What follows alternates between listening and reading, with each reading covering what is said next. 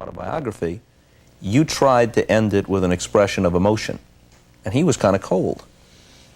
He was really shook, but Dean's upbringing was such that he was able to, he had a wonderful facade. He was able to cover that. When he and I were alone, totally alone, he would drop the facade and you would see the depth and the sensitivity and all of the things that made him a powerful man. But he was taught that that is not the way to go. So the facade he had built up is usually what people see with Dean. But he was shattered at the end of it, and so was I. But it had to be, because we knew, both of us knew, that it was time. I remember using a very important sports example to Dean when I said to him, there was nothing more painful for me, loving sports as much as I do, than watching Joe Louis go through the ropes that last fight. Marciano. If he would have just quit one fight sooner so that he could have gone out that great champion, to watch him go through the ropes, and I said to Dean, let's not let them see us go through the ropes. Let's walk away with the belt. So it was just a sense that the thing had peaked and now was the time. It wasn't an incident, it wasn't... No, there were a variety of incidents. We were starting to get frustrated. There were things he wanted to do on his own. There were things I wanted to do on my own.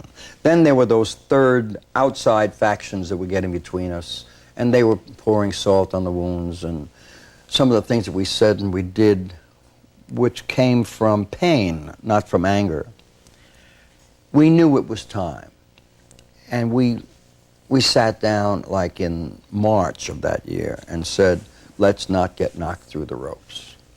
So we put an end to it with the last commitment we had, which would be the Copa New York, closing the 25th of July, 1956.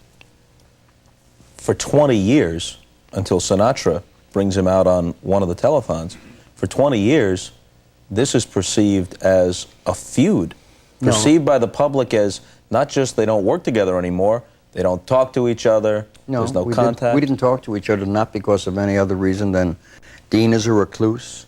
His lifestyle is such that he really enjoys it that way. And I would never impose upon him by bothering that reclusivity, if there's such a word. And if I was in trouble, he'd have been the first one there, and vice versa. Even if that's true, in an extreme case, if either one of you were in big trouble, to go 20 years, not communicate, I assume no season's greetings at Christmas or Hanukkah, no nothing. We didn't do that when we were partners.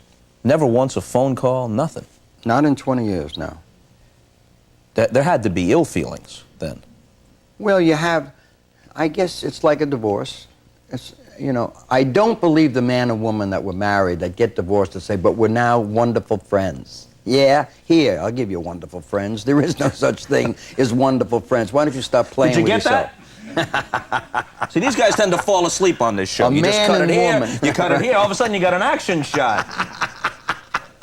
Want it again? Here. It doesn't happen. It doesn't work. But with age, and again with wisdom, you start to really count your chips. And it was very meaningful to both of us. And that was good. It was good. Good to hear that, because there was a story that even after the emotional reunion on the telethon in '76, that you were moved enough to send him a handwritten note, had it hand-delivered to be sure to get to him. Right. No response. That's Dean. That's okay. You sent him some sort of coin as a memento. He got it. No response. That's Dean. That's okay. I love him unconditionally. He's not rude, and he just doesn't happen to believe in the social graces. But if you know that, when you send it, you don't expect anything to happen. He got my letter. He got the gift. That's fine. But you have to know somebody. Some people, all of a sudden, turn off all of their love for what?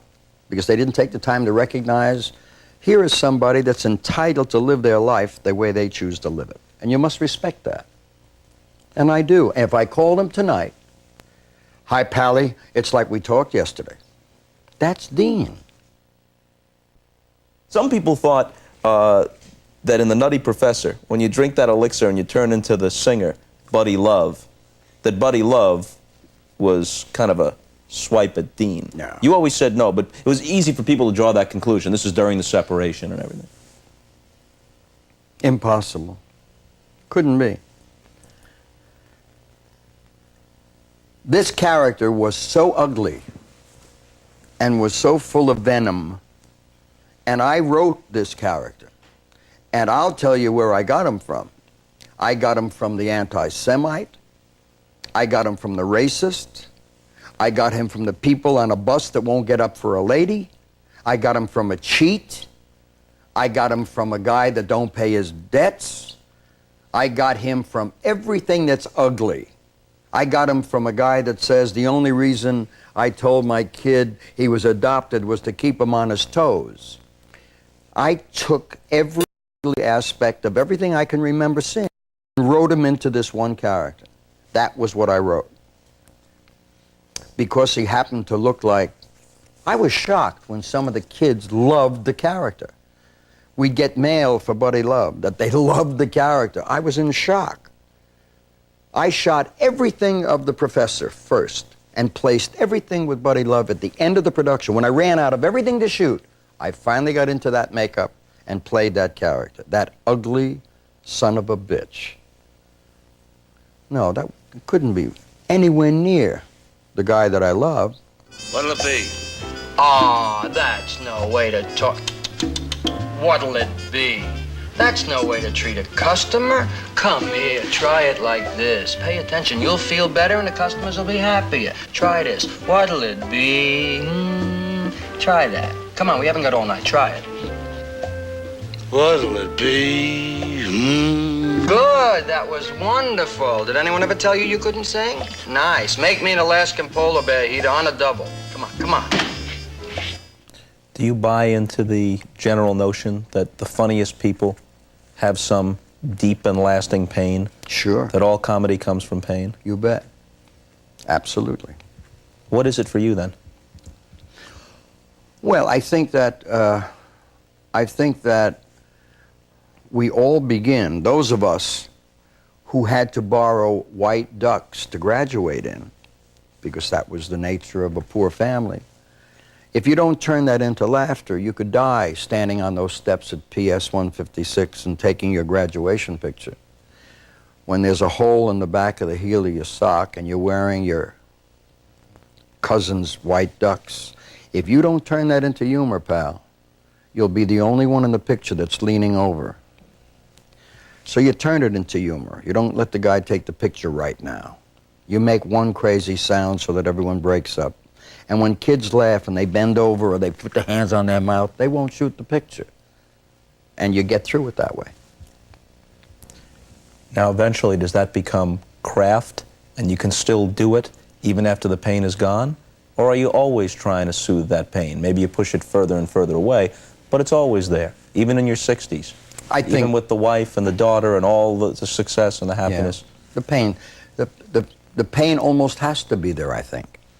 I think you have to almost nurture it to stay there. Keep it at a minimum if you can. It's like I once was recommended, right after Dean and I split, I was recommended to see a very, very good analyst in Beverly Hills to help me work my way through this, to understand this.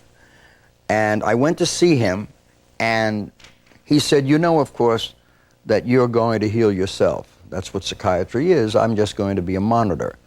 And I felt terribly uncomfortable. And I said, I don't know that I need any healing, doctor, and I don't know that I really need someone to tell me how to work through this, but I do know something that I realized sitting here.